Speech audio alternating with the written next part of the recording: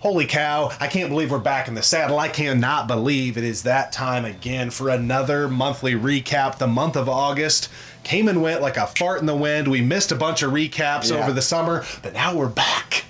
And we're back on schedule. Who's the man? We're the man. Let's go. A little Psycho Sid for you there. But the month of August.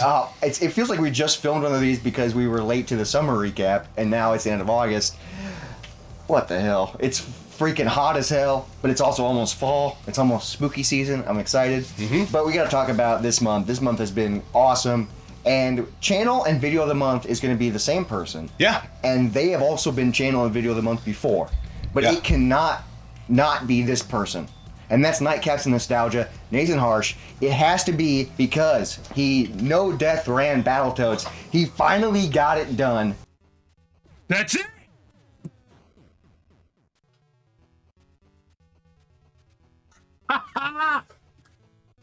Oh my god.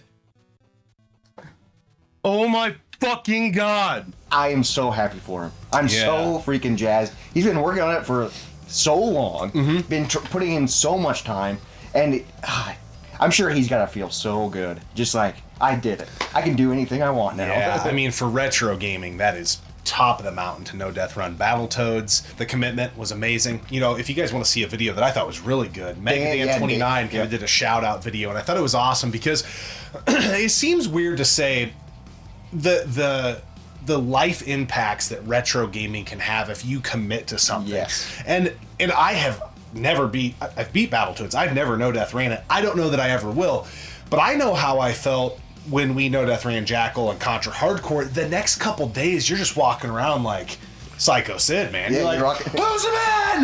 You're ready to go. Yeah, dude. It feels great. And watching his commitment and grind through it, and he put his money where his mouth was, and he said he was going to do it, and he fucking did it. And you know, I just like their streams as well. I was watching a stream the other night. They were playing the PlayStation Classic. Oh, yeah. And then eventually they got to Loaded, which is fun to watch them play for a little bit. But just awesome channel, awesome guys. And not just saying that because Nathan's our friend. That is just an awesome come up and an awesome win. Yeah, it's been so fun to watch his journey. I remember, like, just having his streams on when he was doing it and just practicing parts and parts and parts. And that game is so long, and there's so much you have to think about. And what's frustrating, and I know this because I've no death ran games, not as hard as Battletoads, but you start dying on easy shit because you're thinking about the hard stuff. And then you just get in this loop, and you get so frustrated. So the fact that you got to break through that loop and then do it, so huge props to you, dude. Cheers to you. Yeah. That's freaking badass. I mean, it's weird how happy I am for him because, again, I know the feeling on a lesser difficult game. So I can only imagine the feeling that he has. You earned it, man. It was so freaking awesome. So everyone, if you haven't seen it, go check it out. Go support him. He deserves it. He's a great dude. And freaking Andy Art, Battletoads. So that's channel and video of the month combined in one because he kicked ass in August. Yeah. Now moving on to video game of the month, and we're going opposite retro this time. We're going modern, baby. PS5, Xbox Series, and Steam. Signy, all guns blazing. Dude, this game is amazing. We did a full review of it. We beat it the night we got it and played it. It's so fun. What's wild is, when we put out a review, there's so many people that say this game sucks. Yeah. And I don't understand that. Well, I don't... It's not the best shooter, but it doesn't suck. Yeah, you know, I think the game is a breath of fresh air, and I think one needs to really look through the lens of this was the first game this company, not Konami. Keelworks. Konami produced the game, got it out. The developer was Keelworks. Keelworks, yep. First game they've ever done. And I have a hard time, like you know the type of comments we get on the channel. It's okay if you're a bunch of noobs. Dude, I have beat more shooters than that guy in his life. I would almost bet my ass on it. Like, to your point, is this game Lords of Thunder, Thunder Force 2, 3, or 4? Fuck no, it's not. But it's fun. It's fun. It's fun, and it's a really good start. I think there's a lot of cool things they did that is a great building block. I'm looking forward to the next games they put out. I hope they continue with like shooters and really perfect it. And like visually, it looked cool. The music was really fun. It was just a fun game to sit down and beat. Yeah. And what's wild is that's the first modern game I've beaten. That's the first PS5 game I've beaten. So that was really fun. Yeah. Because I barely played the PS5, you know, so it's the first one I've actually sat down and beat. It's just, it was so fun, and we took turns, even though there was co-op, because it's fun to watch, and that definitely was Game of the Month, because we played it a ton. Yeah, some of the stuff that they did in that game, and I don't even want to put them on this pedestal or in this stratosphere, but it kind of reminded me that, like, man, if they stick with it, they could be kind of like a Housemarque type of developer. Oh, shit. Because if, you know, like the Housemarque or Marquee, however you want to pronounce it. The color, the color palettes. And then there's these consistent threads between their games that if you've played one of them and you see another one, you automatically, even if it's really different, you're like, is this the same developer? Yes. So it'll be interesting to see where they take it. Well, I remember when I first came over the day that we beat it, you had it fired up and you were playing it, and I was like, what is this game? It looked like Nex Machina and all this stuff because of the colors and stuff. Obviously, it's way different, but it's a shooter, but fucking great. If any of you have played it, give us your honest opinion in the comments. I would love to know, because if you don't like it, please let us know why. There are comments that say this game is hot garbage. It's fucking trash. Like, that's like, when I read those comments, I'm like, did you play it? Yeah, like, it's fascinating to me, but I digress. It is time to move on and go to the comment of the month. Comment of the month. Yeah. This was a comment we got on our game room tour, our new one in our new space, and it's a comment from our boy Action Jackson. He goes, question, do you guys keep your VHS and DVDs in there or somewhere else? Because in our old room, I don't know if you guys remember, we had a media shelf in the closet of the room, and that was where all of our DVDs, VHS tapes, wrestling tapes, movies, TV shows, all that stuff was in there. But in the new room, we don't have a closet, and we don't have, when we showed off the room, we didn't show off any media. We do have some media now in the room, but that's not where most of it is. Very minimal, this build, we went back and forth on whether we wanted the closet or not. We're like, no, we want as much space as we possibly can have. We do have 2 old school wooden, like, VHS drawers that we just keep some bangers in. You open it up, it's got your Terminators, your Rambos, your Predators, and wrestling tapes. Hopefully Home Alone. Yeah, it's got the good stuff in there, but not all the good stuff. In the same basement, I've got like a movie theater room that we watch a lot of movies and stuff like that. That's where the majority of the and there's stuff there's our old media shelf that was from the old game room where we just had one. That media shelf is in the movie room, and that one's filled with movies now. And we do have a select few of like movies over there that are like 4K Blu-rays, just because if we want to throw something on. But it's very minimal. So most of the stuff is over there. So that's a great question, and that's a comment of the month. Absolutely. Moving on to beer/drink of the month, we don't have one. It's not really been a whole lot. We Dragus, you got that going on. I'm coming out of that here, but I just haven't really drank anything. I mean, we did a few beer reviews in August. Nothing crazy. I feel like I haven't really had anything that's blown my mind in a while. You know what I mean? No, and I've just been drinking the same old stuff. Yeah, but that's not bad. Like, I'm drinking an Easy Eddie right now by Big Grove. It's one of my favorite gas station beers. Like, this beer is really good. We'll get back on track, but it's really been just a summer of flying by the seat of our ass and how can we get content on and those type of things. But we will get back to it. But now it's time for What's Spinning. Let's go. So I just discovered this band less than a week ago, and that's Rock's Fairy. They're a 2-piece band, and I don't think you've listened to them yet. They're a 2-piece band. If you like Royal Blood, they're very similar to Royal Blood. Okay. I just discovered them, so I don't know their entire library. But the song Slob by Rock's Fairy, that is my favorite song by them right now. Check that song out. Check that band out. They have like, they're really Royal Blood, but then they have these like guitar riffs or bass. I don't know if he plays guitar or bass, but these riffs where it's a little bit like new metal, kind of Limp Bizkit-esque riffs, mixed with Royal Blood. It's just, it's fucking, neat. It's badass, dude. That's very cool. I just love 2 pieces, and I don't even know how I discovered them, but I've been listening to them like crazy. I think they're a smaller band. I think they only have a couple EPs and stuff. So that's been fun. Yeah, as far as what's spinning, I don't have a particular thing to call out. I've been to a lot of concerts. You've been going like once a week. Almost, yeah. I mean, I'm going to probably lose track. I mean, we seen Foo Fighters maybe at the end of July. I can't remember if I talked about that in the last recap. I don't think so, yeah. Then, first week of August, I went and seen Bush, Jerry Cantrell, and Candlebox all at one show. I think like a week after that, we saw at a very small venue, this country, almost old school country alt gal, Sarah Shook. Okay. That was very, very neat. I had seen her open for Cracker a year ago in Kansas City. I've never heard of her. Just happened to see her coming through a club. My girlfriend and I are like, hey, let's freaking go. That's freaking awesome. And so our world tour continues. And then like the week after that, we saw the Smashing Pumpkins in Waukee, Iowa on a Tuesday night. That's insane. Lit it up. It was awesome. But yeah, and I think... That's a lot of like classic 90s. Oh man, and the hits just keep on coming. We just found out in September, I think we are going to see the Crash Test Dummies in Iowa City. Oh hell! I think in October we're going to see Local H in Kansas City. It was going to be with Helmet, but sadly it's not. But it's the PJ Soul store. Yeah. That's fucking. I'm excited. So dude. things just keep. Oh, we're going to see Korn in October in Omaha.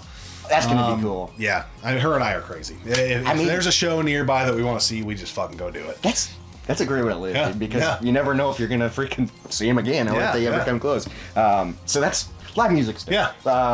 Now let's move on. Do we have one? Boner Dog? Do we have a Boner Dog? Not really. I love the comments 95% of the time, but you get these people like, why whether it's the comment section or not, why would you speak before you know what the fuck you're talking about? Like, just had somebody the other day. It was our Signy review. Yeah. He said something like, "You misinformed, blah blah blah. Why wouldn't you talk about the developer? Konami only produced the game. You need to give credit where credit's due." Something stupid like that. And I was like, dude, how about you check out about the 26-second mark, we pal? say it immediately. I even said that. I said, check out the 26-second mark, pal. Is what I said, because we fucking said it. And then he's like, oh, my bad. I started watching like 9 minutes into the video. Well, fuck off then. I don't know what to... So don't jump in and act like a jabroni in the fucking comments, pal. Yeah, dude. It's just people just like spewing. Yeah, especially on the internet, because there's no consequences. Yeah. And we've talked about that a ton. We already ranted about comments when we were talking about the Signy review in general. It's just like... can you imagine being at work and like going into your boss and raising Cain over something you seen on the P&L, but you only looked in the bottom side of the ledger and you didn't look at the top end of the ledger to know what was driving it? Yeah, and then they're like... and he's like... We addressed that. And your accountant or CFO looks at you and is like, well, fuck off. This is why. Yeah, we say it in the... Process. Holistically. Think before this motherfucker starts yipping. How about that? Anyway, Boner Dog of the Month, fucking loose lip comment guy on YouTube. Loose lip Lucy. Yeah. That's his name. Now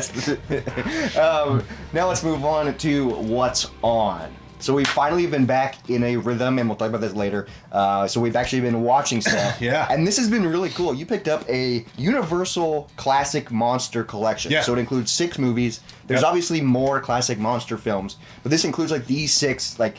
Yeah, it's Dracula, staple. Wolfman, Invisible Man, Frankenstein. Yeah, the classics. And it's been so fun because I've seen Dracula, I've seen Frankenstein, but I've never seen Invisible Man, I've never seen Wolfman. And it's just been fun to in the background. Like, Invisible Man was blowing my mind because that movie's old as hell, and how the hell did they do the effects? Yeah. Like, I can be like, oh, I have an idea of how they did that, but that'd be 2024. Yeah. How did they do that in the 40s or 50s? Like, it's pretty fascinating, especially, and I don't know shit near what you know about editing and all that stuff, but I've been around it enough. Yeah. And then when I even see it and I don't know what you know, I'm like, how the fuck did they do that? They do that? It's cool as hell. Yeah. One thing that made me laugh, I don't even remember the circumstance or what they were talking about. I think it was in the Wolfman. Is 2 people were talking, and then one of the guys just goes, "That's what she said."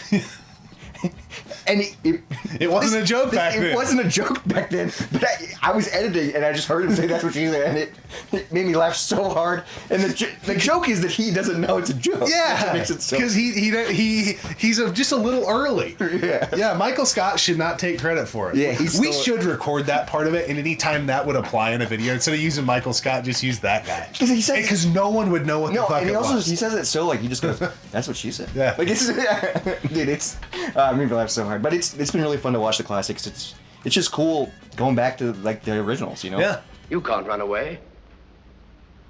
That's it. That's what she said. And then we just recently picked up, we actually have a pretty cool video brewing, and that's how we found out about this. I think it was in 2017 or 2018. There is a WWE like 3-disc set of unreleased matches. It's on right now. Yeah, I keep getting distracted by Macho Man. I think it's like 86 to like 99 or 95. Maybe it's a 95. small window of unreleased. But dude, there is a ton of matches. Yeah. And it's really cool because these aren't on the network. They aren't on it. It's only on this DVD. Yeah. I'm sure you might be able to find some of these on YouTube or something. I think there's like 20 plus matches. There's a ton of them, but it's so cool. Yeah. We just got it today when we were watching it. Macho Man is in there right now. Yeah. And it's fun. It looks like he has horse hair. He always has horse hair. That's how Slim Jims are made. Yeah. But it's been fun. It's been fun to actually watch stuff and play video games and be in this room. So. Yeah, very cool. Patreon Q&A, it is that time. Let's fire that sumbitch up. Yeah, we got a decent amount this time. First one we got on the Patreon Q&A is by Jorp. He goes, what are your thoughts on PC gaming? It's something I've just never really gotten into. I had a buddy up the street that was way into it, but he also was a console gamer. So it was a lot of your like Warcraft and Diablo style. Oh, okay. Yeah, a lot of top-down RTS strategy type of games. Which those were massive. Yeah, and back then, and this is where I'm very uneducated in the space. Back then, anybody I knew that was doing that, they always seemed like kids that were tinkering with their rigs more than they were playing games. Yes. So they're like always like, oh, I gotta get this graphics card, I gotta get this fucking thing, I gotta get that fucking thing. And I never really cared about that stuff growing up. I just wanted to play shit. Yeah, I just want to play games. Yeah. And I also was really big as a kid. We always played games with friends. Gaming wasn't an isolated thing the way I grew up. And that's how PC has always been. Yeah. It's always been alone. Yeah, so, and that was from even the time I was a child because I had a little brother. So, if I was playing, I couldn't play by myself. My dad's like, take your fucking brother and get him the fuck out of here and go play Nintendo. So, it was always a communal thing for me, and it was a lot easier to play console games with other people because they had it, where there's 2 controllers or whatever. So I don't have any negative thoughts about PC gaming. Back in the 90s, it always just seemed like the barrier of entry was too high. I know that's probably a lot different now with I think Steam it's way different now. And all of that stuff. It seems like consoles are getting ever so closer to kind of being in the same space. Microsoft, I think, has announced that they're releasing just like a drive. I think it's a USB drive where you just plug it into your TV and it's basically a PC, and then you just need a controller. So it's like it's kind of a computer. Yeah, so I don't have any hate or anything like that. That is just what I think. All those things I said from the 90s and how I grew up is why I am a console gamer, and old habits die hard. So teaching an old dog new tricks over here. I dabbled with PC gaming in college for 1 semester because my friends were way into it, and I played League of Legends and all that stuff. I played Grand Theft Auto 4 on Steam, and it was fun, but it's just like I prefer console gaming and I prefer sitting at a TV because when I'm at a computer, that's when I'm doing my work. That's when I'm doing editing. Mm-hmm. So I gotta have a powerful computer to edit, but then also the computer could probably play games. Yeah. But I've never gotten into it. If you like PC gaming, that's awesome. I just think you should be playing games. Well, yeah, if you go back, we did beat the newer Battletoads the new Battletoads on PC. Because that was before it was released on console. So we do it here and there. Yeah. It's just, I don't know anything about that. So every time it's like, I fire up Steam, I'm like, overwhelmed and confused. We do a poor job and get the shit kicked out of us in the comments all the time when we talk about games. We'll say, oh, it came out on the Switch and the PS4. And it probably also came out on the PC, but we don't ever say that. And people are like, it's on fucking PC too, motherfucker. And it's like, sorry, dude, I don't even look at that stuff. My bad. Yeah, we just talk about what we know, and that's console gaming. But if you PC game, that's great. Yeah. Next one up is from Elemento Geek. I'm in the process of curating my collection and getting rid of a ton of stuff. Have you gone through this? I most likely will keep just a few sub-collections, and the games I had or really wanted when I was young. But letting go of anything I know I will not actively play. We've gone through a couple phases of purging, especially when we moved, and then also a long time ago, we purged our collections. We try to keep just games we're going to play. Yeah. I mean, we obviously have a massive wall. Yeah. And for some people, that's like too much. But it is... we're not collecting just to collect. Yeah, especially I'm a lot more selective now on what actually I buy to get or bring in here. But we don't have any double ups on cross-platform games. Yeah. To be perfectly honest, there are games in my collection, our collection, that I don't know that will get a ton of play. I think of the last release of Legends of Wrestling. Okay. I don't know that I'm going to go back and play it. I may get like a little nostalgic thing that makes me want to throw it in. But when that game came out, I remember I pre-ordered it. I still have the pre-order t-shirt for it, and I have a memory of going to pick it up. Oh, sick. And so it's nostalgic. It's not always am I actively going to play it, but if there's a little bit of a memory, that's my original copy that I've had my entire life. It's Showdown Legends of Wrestling is the one I'm talking about. And it was, at the time, it was a big deal because the Ultimate Warrior was in it. And if you guys remember, that was back when him and the WWE didn't really see eye to eye. Wasn't in a lot. So he's never in any games, but this wasn't a WWE licensed game, so he was in there. So that was really dope back in the day. But yeah, I mean, I kudos to you for getting rid of shit. That's always hard to do. I think it feels good when you go through your collection and you purge and you keep the stuff that just you want, because then I feel like sometimes when you have too much, you get like overloaded and you don't know what to pick, and then you end up not playing any games. Yeah. So it is nice to purge, because then you have a smaller selection and you're like, okay, well, I'm gonna play this now. Yeah. So it's fun.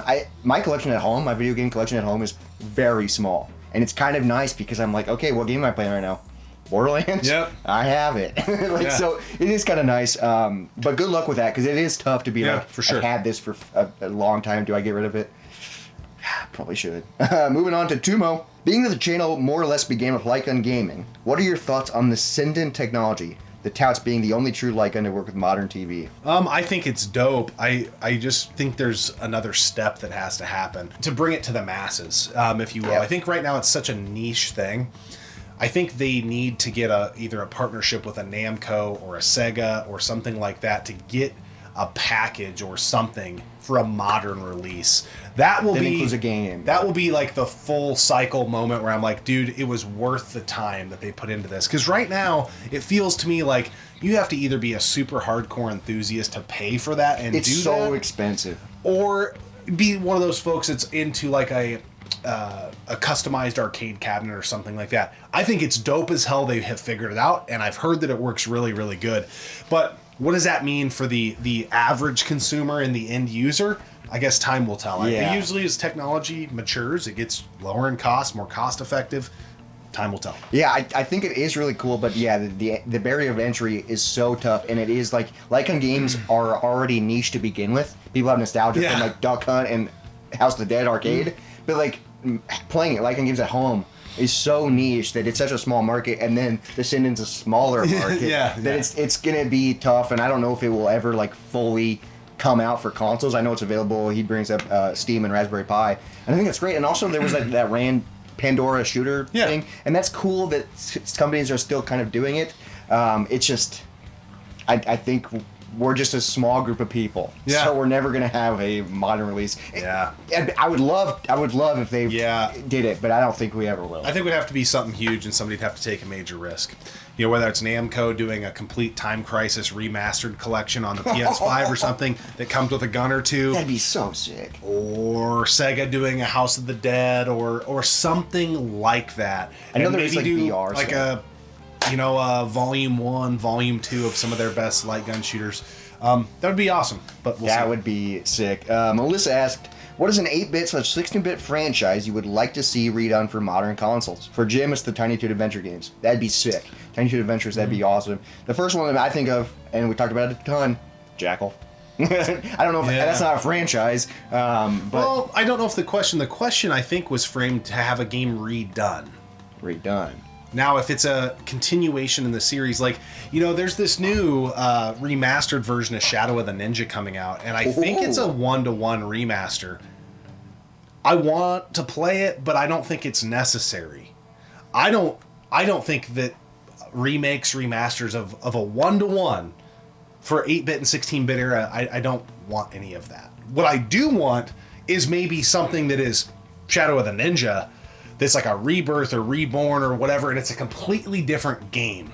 Kind of like they did with like Operation Galuga. There's odes to the old stuff. Yes, let's get a Jackal too. Yeah, that's what was my fear when I first heard about that new Contra. Is like, I don't want them to remake the original Contra. No, because I'll play the original, and the original still looks and plays amazing. Yeah, you know what I mean?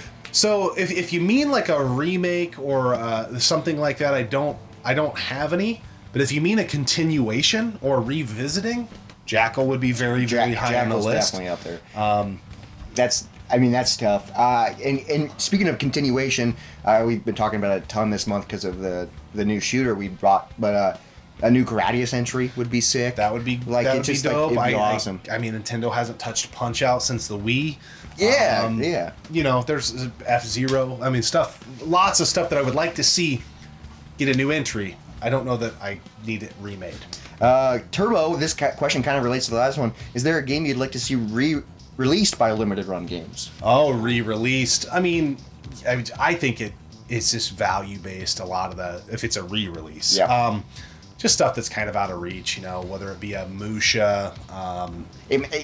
It'd be cool if they did a Power Blade collection. Yeah. Where it's like Power Blade 1 and 2 for the Switch. Mm-hmm. That'd be sick. Because, I mean, the first game is decently priced, but the second game, man, it's out of reach for most people. It's so expensive. Yeah, and I don't think those releases really hurt the market of the original stuff. But quick answer, short answer, but I think just anything that's way up there out of reach, Little Samson, stuff like that. Yeah, Little Samson would be cool. Yeah, just so like casual people can play it. Obviously, you can emulate and stuff, and we get those comments all the time. Well, yeah, and you can even grab repro carts. So it's like the stuff's out there. It's a repro cart to begin with if you buy it from Limited Run, but I digress. It is sometimes cool to get the box art and stuff. So. We got two more. The next one is by Cobra. Thoughts on boomer shooters, favorites, and what do you like and dislike about them?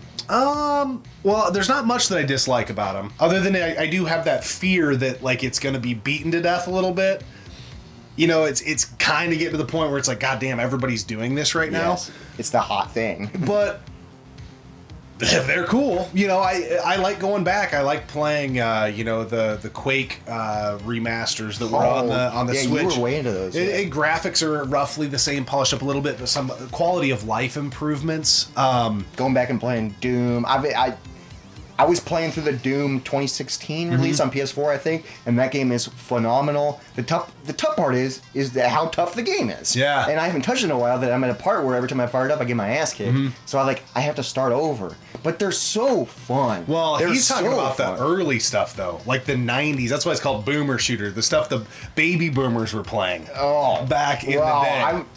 Doom is still old, but I was playing the new version. Yeah, but it's still badass, Yeah. you know? It's still sick. Yeah. I mean, those types of games are so fun. Yeah, I like them a lot. I just, it has its place. I think it was a cool revival in a genre that kind of needed a little bit of revival and needed some quality of life improvements in said genre because some of the stuff felt pretty tired. Yeah.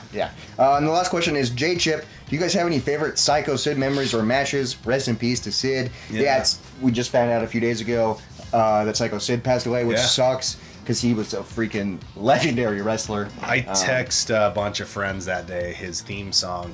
And dude, gets you hyped. Yeah, I mean, my favorite thing was his mid-90s run where he got the belt. Thought it was awesome. You know, he was that feud with Shawn Michaels. I still think his entrance at that Survivor Series is 96. one of the best entrances ever, where he's like fist bumping the people. And you know, it's so weird how stuff comes back to you. You know, I put on his theme song in my car and I'm driving around and it's just, and I have it fucking cranked. And it like those spots where like the music pauses, I'm just like, who's the man? And I just kept screaming it in my car because he was so intense, and I loved that version of him.